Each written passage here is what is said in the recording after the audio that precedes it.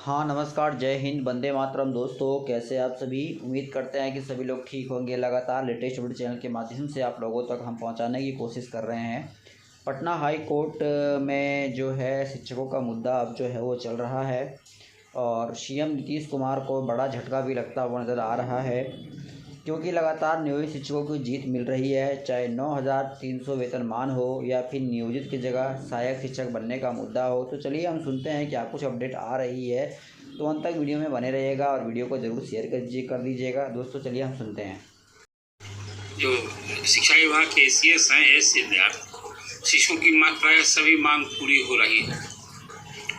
अब 2-3 और मुख्य मांगे रह गई है, उसकी चर्चा बाद में मैं करूंगा। कल एसीएस सिद्धार्थ का 2 फरमान आया, नया फरमान। अब शिक्षा में सुधार करनी है और शिक्षकों को सुधारना है। करीब 2 तरह का फरमान था। एक तो था कि शिक्षा में सुधार को लेकर, पहले वही चर्चा करते हैं।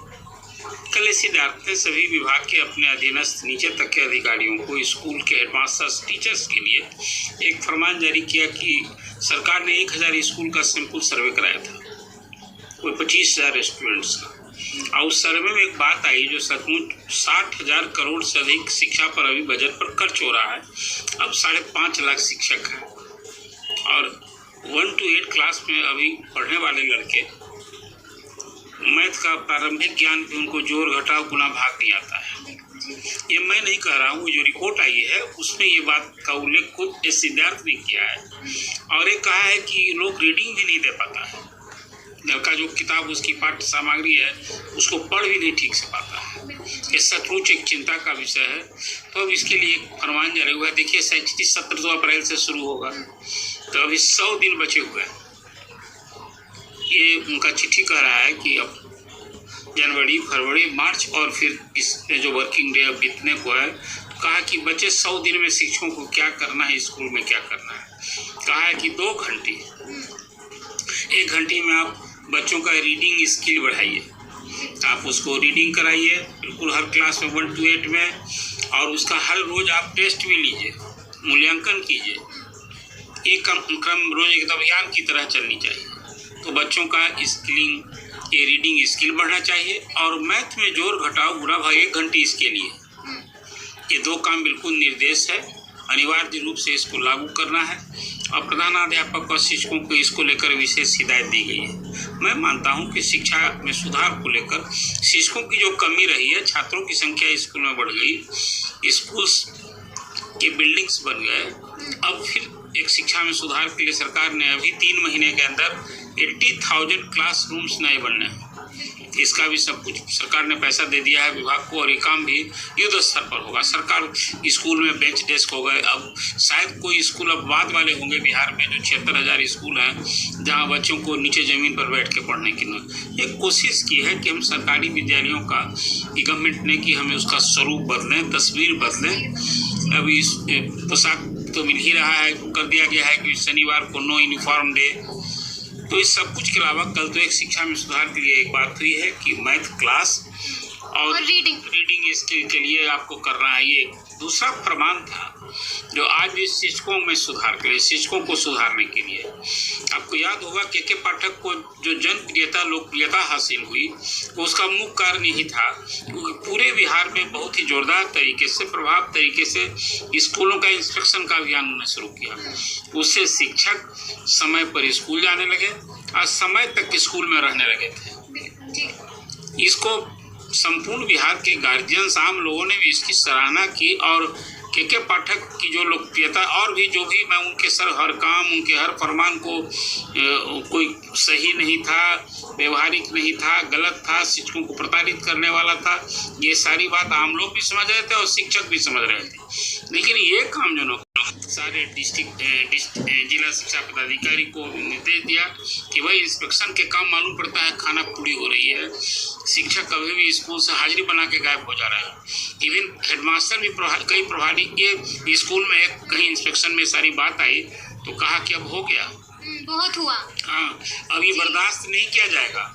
अब एक तो इंस्पेक्शन करने वाले सारे अधिकारियों को उन सबको एक हिदायत दी गई है कि अब बिल्कुल जिसको कहते हैं इफेक्टिव तरीके की इंस्पेक्शन होना चाहिए, और ऐसे शिक्षकों को आप चिन्हित कीजिए जो हाजिरी बना के गायब होते हैं, और पकड़े जाएंगे तो उनको डिसमिसल की कार्रवाई होगी। अच्छा, पकड़े जाएंगे तो डायरेक्ट आपको डिसमिस कर दिया। तो ये कल पहली बार एस सिद्धार्थ ने इतना सख्ती का रुख अपनाया है, और साथ में कहा है कि भाई हम शिक्षकों की परेशानी के लिए चिंतित हैं, उन्हें हम दूर करने के लिए सरकार तैयार है।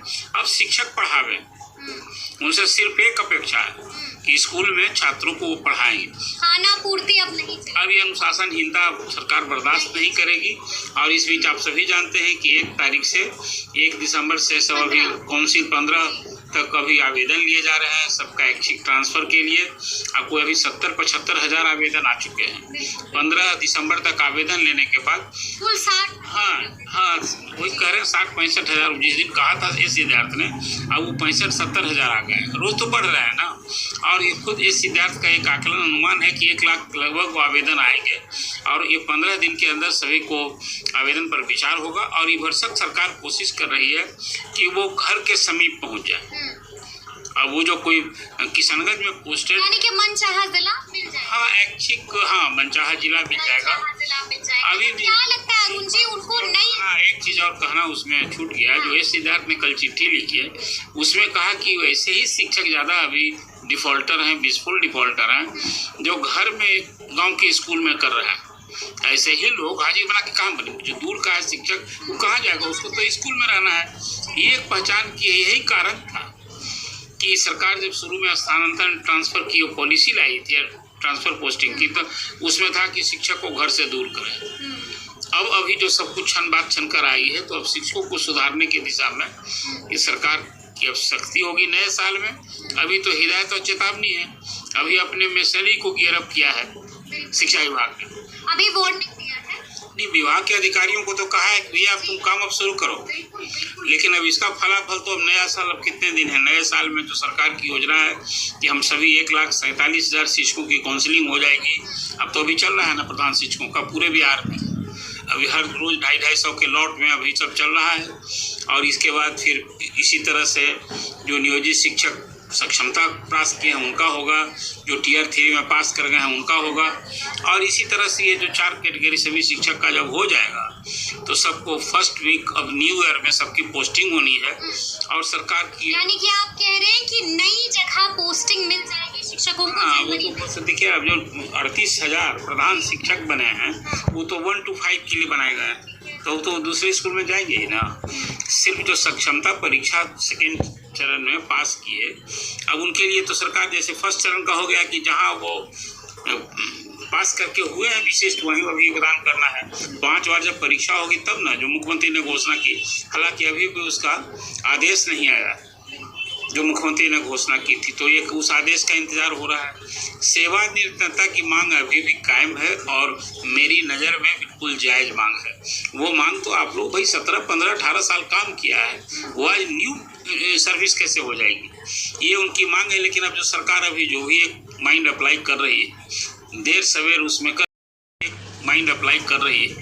देर सवेर उसमें कल पटना हाई कोर्ट का एक और आदेश आ गया। पटना हाई कोर्ट, हाँ, वो आ गया। कैमूर के कुछ शिक्षकों ने कोर्ट की शरण ली थी। अब वो था कि नियोजित शिक्षक की जो नियमावली 6 में बनी थी, उसके बाद 12 में बनी थी, तो उन लोगों को प्रोन्नति मिलनी थी। उसमें था कि 50% प्रमोशन से होगा, 50% डायरेक्ट होगा। आज तक प्रमोशन नहीं मिला, और ये नियोजित शिक्षकों की नियमावली बदलती जा रही है।